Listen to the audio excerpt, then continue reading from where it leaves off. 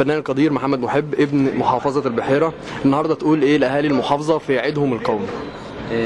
اقول لمحافظة البحيرة كل سنة وانتم طيبين جميعا، ويا رب السنة الجاية تبقى احلى من السنة دي واللي بعدها احلى من اللي قبلها. وكل سنة وانتم طيبين جميعا، وكل سنة واحنا طيبين. محافظة البحيرة محافظة جميلة بناسها، وان شاء الله هتبقى احلى.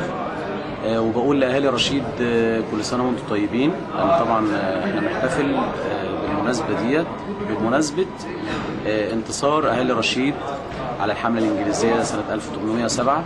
فطبعا دي مناسبة بقالنا سنين بنحتفل بالمناسبة دي في هذا التوقيت، وكل سنة ومصر كلها طيبة.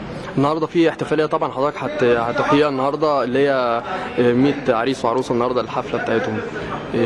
تقول لهم ايه النهارده برضه في اليوم ده؟ أقول لهم ألف ألف مبروك، ويا رب دايما كده فرح وسرور وسعادة لكل الناس، مش العرايس بس، ومصر كلها تبقى بخير ان شاء الله. طب لو طلبت حضرتك برضو مقطوعه تهديها لاهالي محافظه البحيره بمناسبه هذه الذكرى، اقول للبحيره واقول لمصر كلها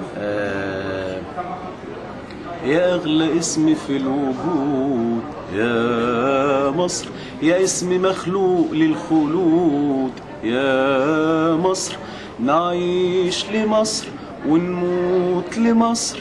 مصر مصر تحيا مصر، تفوت عليك المحن ويمر بيك الزمان، وانت اغلى وطن وانت اعلى مكان، ومهما كان انت مصر وكل خطوة بنصر، نعيش لمصر ونموت لمصر.